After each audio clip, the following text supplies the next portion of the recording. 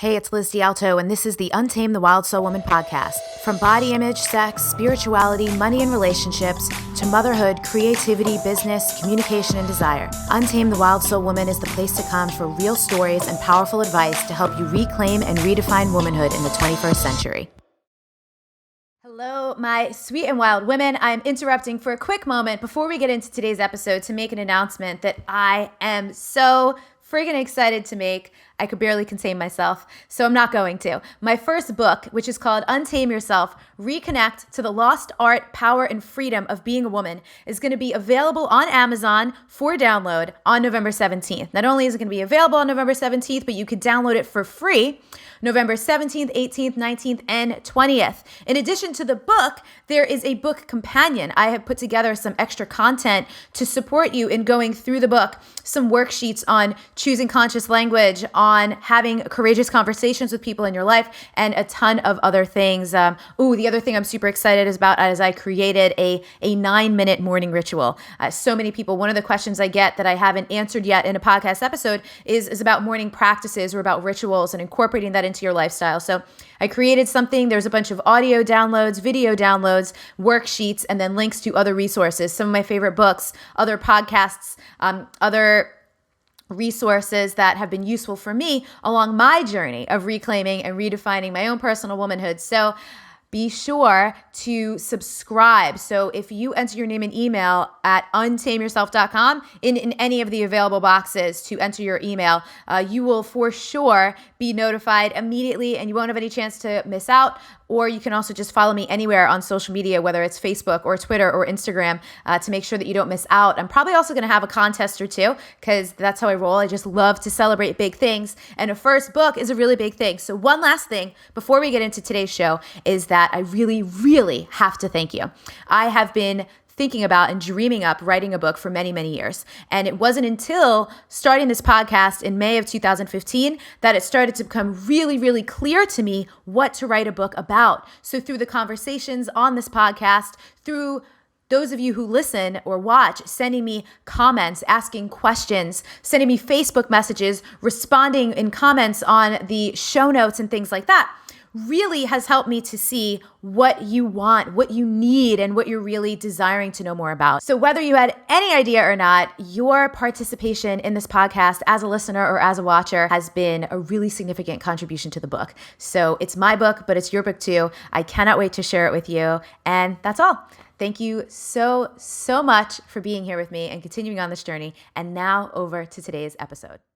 Elizabeth D'Alto here, your host for the Untamed the Wild Soul Woman podcast, and we are in the middle of what I'm affectionately calling Manvember, where I have invited some very powerful and inspiring men for a change to join our conversations and just offer you women listeners an opportunity to get some different perspectives, and also if you want to invite your partners or the men in your life into these conversations so it's something they can connect and relate to as well. And today I'm here with my friend Hal Elrod. Fun fact about Hal. Hal is a super successful author. I know you have a couple books, Hal, but the big one that I think is probably your, we'll call it claim to fame for lack of a better term, is The Miracle Morning, right? Yeah, I guess that's not a bad way of putting it, I guess, yeah. Your claim to what I perceive to be your fame. I am sure we could go off on tangents of what that does and does not mean. But Hal and I, this is fun. I've actually known Hal, I think the first time I met you was like 2007 or maybe even before that, because we both used to sell Cutco knives.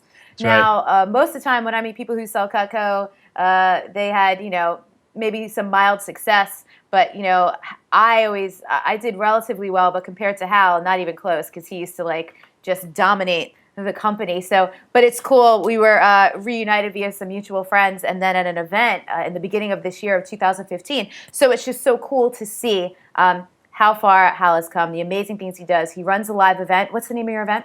Best Year Ever Blueprint. Best Year Ever Blueprint, which if you're listening to this podcast at some point in November, it's happening the first weekend of December. So does everything you do live at halelrod.com?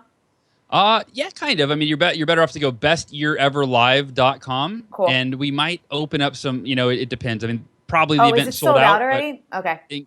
No, not yet. But when this comes out, it probably will be. It might be. But yeah, bestyeareverlive.com. If there's still tickets available, and if you live in the area and you can just drive down to San Diego. It's a pretty life-changing event. And our mutual friends, John Broman, John Berghoff, they're a big part of it and help me run it. So Yeah. And let me tell you, John Vroman, we'll have Vroman on eventually. He just interviewed me the other day for his new podcast. nice. God, one of my favorite humans in the world. So, but Yeah. let's turn to you, Hal. I know I only get you for 30 minutes. Like so. your third favorite human. Like, let's bring it here. Yeah. So, what do you love about being a man? That's my first question for everyone. Oh, that's women. I mean, and that's probably. I mean, that's got to be the first thing that comes to mind. Yeah. But yeah, women. I don't know. It's I love. It's funny. I was thinking that yesterday. Where was I? I was in my garage or something, and I don't remember. I think I saw a picture of my wife when she was 19 or something. It was something like that, which is when I met her. And, I was like, and it just something crossed my mind about like, wow, I'm so grateful to be married to a beautiful woman. There's just so much beauty. And I love, Liz, that's what I love about you is like you embody womanhood to the fullest and you empower other women, I think, to do the same. And, it's really cool. So as a man, I get to appreciate that in women. So thank you. So you do have a wildly popular book called The Miracle Morning. Can you tell us a little bit? I want to know a little bit about the book and the concept, but then why do you think it's such an outrageous success? That's an interesting guy. I like that topic. I talk about the book all the time. I've done I've done like 180 podcast interviews. Yeah, give us like a 30-second. I mean, honestly, the title kind of speaks for itself. We get it. So the essence of The Miracle Morning is, you know what? Actually, let me do this. This is way better, in my opinion, than me telling you what The Miracle Morning is. This is Robert Kiyosaki, who, if you don't, did you hear about this, by the way? I did hear about this. Roman told me. It was, yeah. So Robert Kiyosaki, who I am a huge fan of, wrote the book Rich Dad Poor Dad. Mm-hmm. He reached out to me a few months ago and said, Hal, I read your book 3 times. Miracle Morning has completely changed my life. That's amazing. And he says, in fact, that's all I'll say. And Great. He said, in fact, my wife and I do it together every day. And so here's what I'll say. When I created the Miracle Morning, it was because I was at a really low point in my life. It was never going to be a book. It wasn't a book idea. It was like, hey, what if I take the 6 most proven, powerful personal development practices known to man, instead of doing one of them like most successful people do, what if I did all 6? That became the Miracle Morning. Cool. And it changed my life really quickly. So I told it to people, and it, now it's one of the highest rated books on Amazon and all that stuff. But I never thought, this would be really good for someone that's worth $80 million that wants to be more successful and happy in their life. So then when one of my heroes tells me that it's changed his life, changed his marriage, right? So now I joke with my audience when I give the speech on Miracle Morning, I say, so if you're wondering, is this book for me? If you're skeptical, if you're thinking, I'm not a morning person, I go, here's who it's for. If you're anywhere in between rock bottom and a net worth of $80 million, then it will apply to you and help you change your life. So that's the Miracle Morning. And then you want to talk about why do you think it's that's what I want to talk about. And this I want to, whenever I talk about anything, I want it to be value added for people listening. So if you're watching or listening to this, I want to try to embed some really powerful lessons. Number one, if you're a writer, by the way, or if you have a dream of writing a book, this is really like directly going to apply to you. But if not, I want you to be able to apply some of the things that have made the Miracle Morning so successful, because ultimately it's how it's changed people's lives. Yes. The way that people have gotten extraordinary results that would sound like they were an infomercial, like losing a lot of weight. This one guy, he just emailed me, he's lost 70 pounds in the last 5 months since starting the Miracle Morning. So I posted in our community, our Facebook group, has anybody else lost weight? We had 186 comments. Cool. People that lost anywhere from 10, 20, 30, whatever. So here's the point. The Miracle Morning, everything that I dreamt of it being, it's kind of becoming, in terms of how many copies it's selling and the impact it's having. And so I've really analyzed why I think that is. And here's a couple things. Most books, all they do is change your thinking while you read them. And then when you go, wow, this is amazing. I'm thinking differently. I feel really good. And then you close that book and then you start a new book. And the change of thinking that one book thought, maybe like 3 to 5% is left over, and you've forgotten the other 97% because that change of thinking is now replaced. There's only so much space in our brain. Now you're reading a new book. And now you go, wow, this is life-changing. Then you finish that one, you go to the next one. The Miracle Morning changes daily behavior. And that's what's made it so profound, is that it adds people do it their first day and they go, oh my gosh, this is amazing. I have more energy. I feel happier. I feel more motivated. Right? I'm starting to see now what's possible for my life, on and on and on. And if you can change your daily behavior, or you can write a book that changes someone's daily behavior in a way that adds extraordinary value, Well, now they're going to tell their friends about it, right? And that's how it becomes this word of mouth kind of phenomenon. And so that for you, if you want to change your life, you've got to change your behavior. You've got to do something different. You can't just learn something different. Learning's a great starting place, but you have to live what you learn if you want to see real change in your life. Yeah, that's so good. And so for those of you who are listening, I don't necessarily know what the schedule will be yet, but Hal, I interviewed Jesse Elder, who I know you also know, and Jesse talked a lot about that. And that's just like being congruent, right? If you're going to talk about doing something, then actually do it. And then if you actually do it, you will, of course, get results. But it's like the thinking and the talking about things doesn't get you to change. So I love that you focus on that. And especially for a podcast that's geared towards women, especially around the idea of reclaiming and redefining womanhood, we do spend a lot of time on more feminine-inspired topics. And this is much more like the masculine, like get some shit done, make some change happen. And we need both. And that's, again, part of the value of getting to have like powerful men like yourself. And I love your passion too. Like it's very rare. Actually, most people don't meet my energy level. I don't know if we learned that selling knives, if that's like an intrinsic thing, but I love getting to play and spar with someone that's like at my level of enthusiasm. Because sometimes I feel like I'm a little loud or I'm a little whatever, but I'm like, yes, Hal is rolling with it. So this is great. Okay, cool. That's all I'm going to ask you about the book. I really want to know. I want to know about your life. I want to know about. So, as a dad, I know you have one little one or two. Two. My daughter Sophie is 6, and my son Halston is 3. Sophie and Halston. So, what is it like to be the dad of a daughter? It's amazing. Like when I wanted a boy, like a lot of dads, I was like, I hope it's a boy, the first one. And we found out it was a girl. And, for me, I see the best in whatever. But there was a little part of me that was like, oh, man, I was hoping for that boy. I had no idea. Once I had a daughter, from the moment I held her and then every day that went by, I'm like, I am so glad she is not a boy. Like she's amazing. She was perfect and amazing, and it is really hard to put into words. But I just remember I was like, I'm so grateful that I had Sophie, that we had Sophie and not Tommy, or you know what I mean. Like I absolutely love having a daughter, and I love, and I think some of it is just regardless of the sex of just being able to see yourself in another person, and for me, I try to be the most grateful human being on the planet. Not competitively, but just like I'm more grateful than you are. yeah. I really like my life is great. In fact, I've had people tell me like make fun of me or tease me or doubt me, like think that I'm being inauthentic because I'm always talking about or posting that I'm grateful or whatever. So the point is though, like when I see my daughter at age, I think it was like 4, and she's like, Mommy, I'm so grateful that you made us this dinner. Thank you so much. Did you die? Did you die? And one time she goes, Daddy, I'm so grateful that you work so hard so we can have this nice house at 4 years old.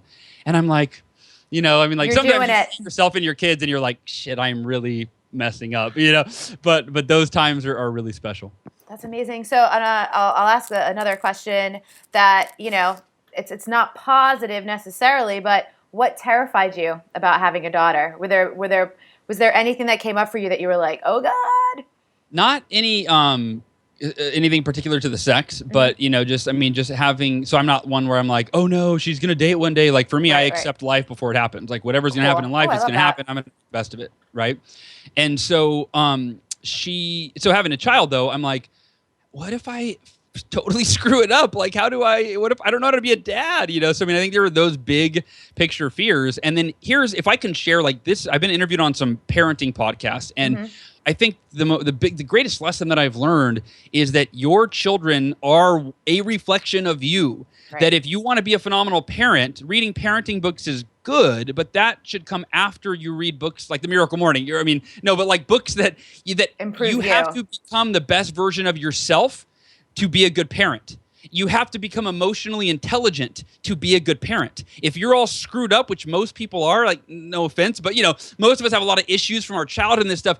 If that's not resolved, if you've got anger, if you get out of control, dude, your kids are like that is not fair to them. Yeah. I think that I don't think we can regulate it, but I think people should have to be like certified to be parents. Like you should have to go through all sorts of emotional intelligence training and all this stuff. And unfortunately, that can never happen. But it's so important. So if someone's going to be a parent, spend those 9 months, read a book a month for 9 months on how to be the best version of yourself and then read your first parenting book like month 9. I mean, there's only so much. Here's the thing: when your child's alive for the first year, they don't, just love on them. They can't understand what you're saying anyway. They just get the emotion. So, as like you really could start reading your parenting books after they're born, and read your self-help books before they're born. It's hilarious just because the way you're delivering it, but it's actually really brilliant and valuable advice. Let's go back to this that you said. That was great. I accept life before it happens. Were you always that way, or is that something you grew into? Yeah, that is arguably the most important philosophy that I've embodied. And it actually started in Cutco as something called the 5-minute rule, which you may have heard before. Yeah.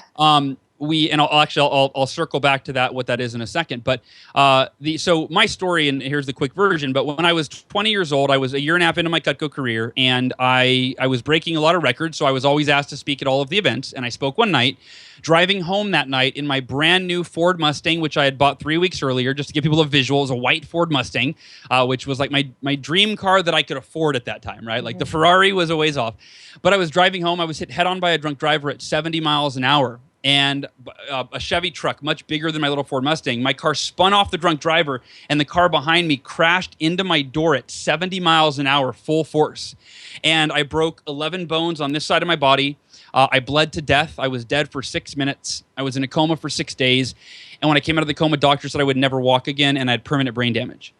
So fast forward 1 week. So the coma was a week. 2 weeks after the accident, 1 week out of the coma, the doctors called my parents in and they sat them down. And they said, all right, we want to give you kind of an update on Hal.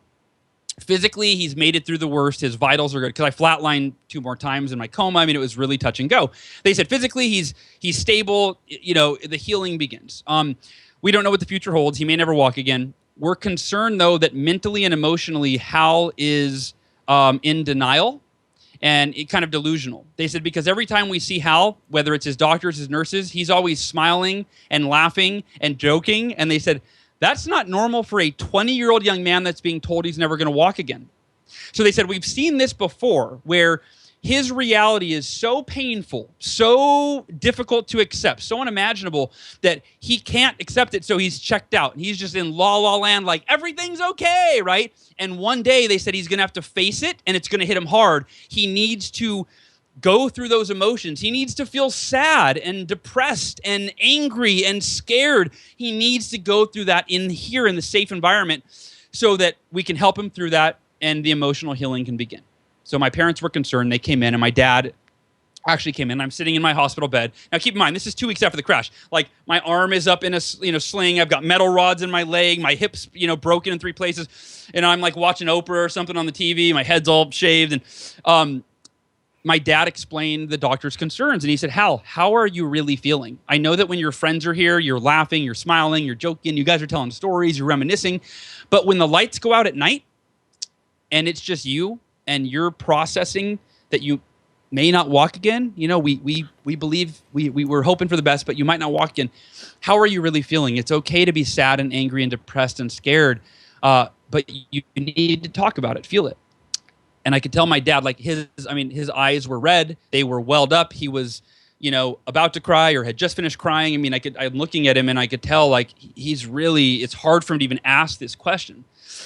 And I just smiled and I said, Dad, I thought you knew me better than that. Remember, I lived by the 5-minute rule that I learned in my Cutco training. And he goes, well, what do you mean? And I said, remember, it's okay to be negative, but not for more than 5 minutes. Like you get 5 minutes. You set your timer, you bitch, moan, complain, cry, vent, whatever you got to do. But after 5 minutes is up, you realize that if it's in the past, if it's already happened, you can't change it. So there's no value in wishing that it were different, wishing it didn't happen, cursing the heavens that it's unfair, right? Being angry, all those things you said, sad, angry, depressed. What would be the point of that? That wouldn't change anything. I said, it's been more than 5 minutes, Dad. It's been 2 weeks. And there's only one of 2 possibilities for me. Number one, I will never walk again. I said, the doctors are right, and I'll never walk again. And I said, and if I've already thought that through, and if that's the worst case scenario, in my opinion, and if that happens, I said, Dad, I promise you I'll be the happiest person you've ever seen in a wheelchair. Because if I'm in a wheelchair anyway, I can be miserable or I can be happy and grateful and rolling around and whatever. I said, but the second possibility is I will walk again. And I've accepted the worst case scenario, but all my energy goes into that possibility. I've been visualizing walking. I've been praying about walking. I've been dwelling on it, talking about it. And Liz, I don't think it is a coincidence that 1 week later, the doctors came in with routine x-rays and they said, we don't know how to explain this, but your body is healing so quickly that we're going to let you take your first step tomorrow. Like it went from never walk again to 3 weeks after the crash. So amazing. I took my first step, and that was so. I mean, that whole so I had learned it in my Cutco training, but obviously the 5-minute rule was for much milder adversity, right? Like, not like, hey, if you ever die and like no, like if you have a no sale or like a customer hangs up on you and is rude, right? So it was much milder adversity, but the principle was sound. It was the idea that we create our own emotional pain. It's not the thing that we are looking at that is creating it. It's that we're not willing to accept it. And so that's what accept life before it happens means. It means that once you understand this, once you start to practice it, then you look ahead and go, anything that ever happens to me, I will accept it and I'll be at peace with it. Doesn't mean I'll be happy about it, but I'll be at peace with it, and that's rooted. Happiness is an emotion. That could change in an instant. Yeah. But peace is rooted, and so that's the evolution of that whole philosophy. It's so great. And I forget who. It might be Jill Bolt Taylor, or I might be mixing that name up with someone else. But her book is called My Stroke of Insight. Have you ever heard of this? No. I haven't even read it. What's so funny, but it was mentioned in another book, I think of Pema Chodron. But this was the first time I ever was introduced to the scientific fact that emotions actually only last 90 seconds. Huh. The actual emotion passing through your body only lasts 90 seconds. So anything beyond that, we're choosing and creating. So very in support of what you just said. And even that 5-minute rule, to take the time, instead of stuffing it, pretending you don't feel, because that's what we do, right? So many of us react like, oh, can't show anyone, going, yeah, I'm angry, yeah, I'm pissed off, yeah, I'm sad, and like get it out, and then it passes through. Then it can run its course, and then you can move on. It's so brilliant and so simple that I bet a lot of people won't do it. Yeah. Well, it's amazing. So I call it the can't change it philosophy. Those 3 words, can't change it. So when something happens that's out of your control, you go, literally do the 5-minute rule. Set your timer for 5 minutes and be like, ugh. And here's what's funny, Liz. For people that go 5 minutes, I need like 5 weeks to be pissed off. Like, come on. Here's what happens. At first, and I've seen this I've taught this to, tens of thousands of people, and I've gotten, amazing emails and stories of how it works for people. And a lot of people use it in traffic, by the way. You don't have to have like a major event like a death or a divorce, but if you're in traffic, you go, son of a, I need to get to work. And it's like, dude, you're going to be in the car for 30 minutes anyway. You can either spend 30 minutes riding that guy's bumper and being pissed off, or you can make it the most joyful 30 minutes you've ever spent in a car. And that's our choice every single time. It's totally our choice. This is actually totally in support. A conversation I was having with a friend recently. We were like, man, I just don't ever really have a bad day anymore. I might have a bad couple minutes, maybe at most a bad couple hours, but not a day. There's nothing that I will give the power in a full day to like destroy a whole day, let alone a couple weeks or a couple months or a year, Yeah. So I feel like everything you just said super, super supports that. And like you said, very applicable. So, all right, I have 5 minutes left with you. Let me ask you a question that'll make this easy. Okay. Knowing that the topic is Untame the Wild Soul Woman, that we're here to reclaim and redefine womanhood, that some women might have, be listening to this with their partner, or might have shared this with their partner, boyfriend, brother, uncle, who knows. Is there anything I didn't ask you that you want to share, or anything that feels really important or topical for you? Yes. Yeah. And if you would have asked me that question a week ago, 2 weeks ago, the answer would not have been the same. I don't know what the answer would have been. But so right now we're making the Miracle Morning movie right now. We just started filming it like a month ago maybe. And we were out filming Robert Kiyosaki. Once he told me he read it, I was like, oh, maybe he'd be in the movie, So we were out filming him. And he said, do we have time? How long can you stay? I've got to get my wife here. We do our Miracle Morning together, and I want her in the film. It's helping our marriage. And I was like, yeah, dude. I'm like, you're Robert Kiyosaki. The answer is yes. Yes, sir. I'm yours. Whatever you want. And so he calls his wife and he's like, can you get down? She's like, I'll be there in half an hour. So we interview him, which was like, this dream of mine, this highlight. And it wasn't the highlight of the day. Not even close. Not even a fraction. It was when his wife got there, and They've been married for 31 years. They're business partners. They're so like Robert's kind of a hard ass. He's kind of like him and Donald Trump are friends, and they're kind of similar. Kind of like they say offensive things. They're really straightforward. Like he melts when he talks about his wife, and Cool. I mean, it is so sweet. And I pulled out my phone while I've got a camera crew. I've got my director. They're filming Robert and his wife, and I'm sitting off to the side, and I just capture this. I just captured like a 90-second behind the scenes, and it was perfect. And they said, here's what they said. They said the Miracle Morning helps us grow together so that we never grow apart. Mm-hmm. And while most couples grow apart, they said we grow together.